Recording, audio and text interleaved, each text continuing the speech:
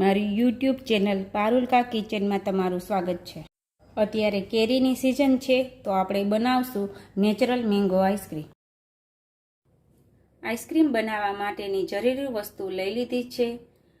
અડધો લીટર દૂધ, ખાંડ, 1 નંગ કેરી, મલાઈ। આપણે નેચરલ આઈસ્ક્રીમ બનાવવો છે એટલે બીજી કોઈ પણ વસ્તુ ભેળવશું નહીં। તો ચાલો કરીએ સ્ટાર્ટ। આપણે દૂધ ઉકળવા માટે મૂકી દીધું છે। આ દૂધ આમનામ સતત હલાવતા રહેવાનું છે, નીચે બેસી ન જાય તે માટે। દૂધ આપણે આ જેટલું મૂકેલું છે તેના કરતાં અડધું ન થઈ જાય અને ઘટ ન થાય ત્યાં સુધી હલાવવાનું છે।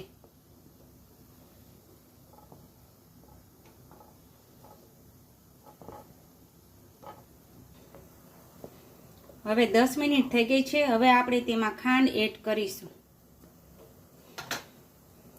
આ 50 ગ્રામ જેટલી ખાંડ છે તે અડધા લીટર દૂધમાં ઉમેરીશું।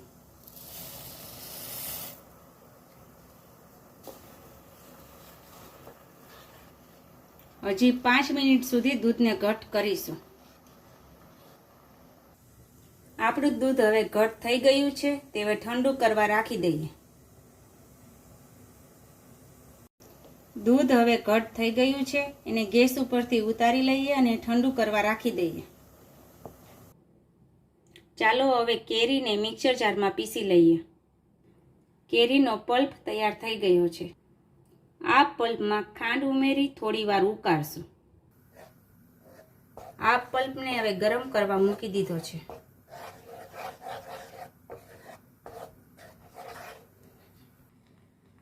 એક ચમચી ખાંડ મિક્સ કરશું।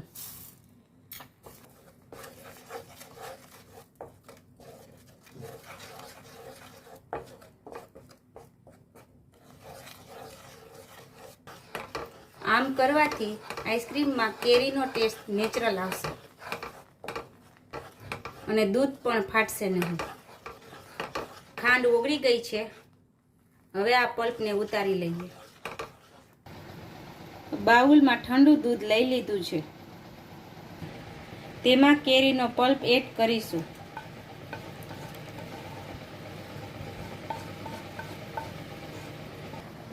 ત્રણ મોટી ચમચી મલાઈ એડ કરીશું, જેથી કરીને આઈસ્ક્રીમ ક્રીમી બનશે। હવે આ મિશ્રણને મિક્સર જારમાં પીસી લઈએ। મિશ્રણ રેડી છે। હવે એક વાસણમાં કાઢી લઈ।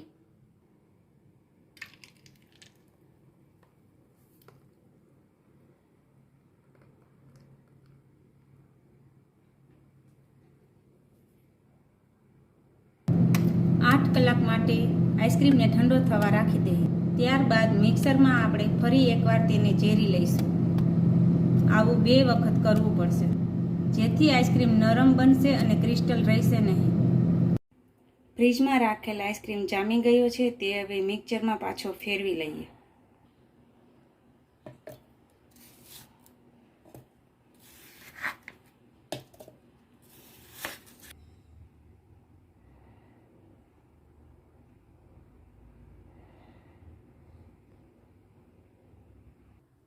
આઈસ્ક્રીમ સાવ ઓગળી જાય ત્યારબાદ જ મિક્સરમાં પીસવો। આપણો આઈસ્ક્રીમ મિક્સ થઈ ગયો છે। હવે પાછો બાઉલમાં કાઢી લઈએ।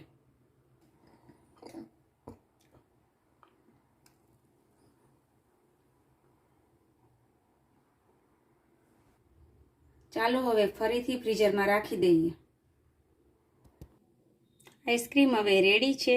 આ આઈસ્ક્રીમમાં 1-1 કલાકના અંતરે 3 થી 4 વાર બ્લેન્ડર ફેરવેલ છે।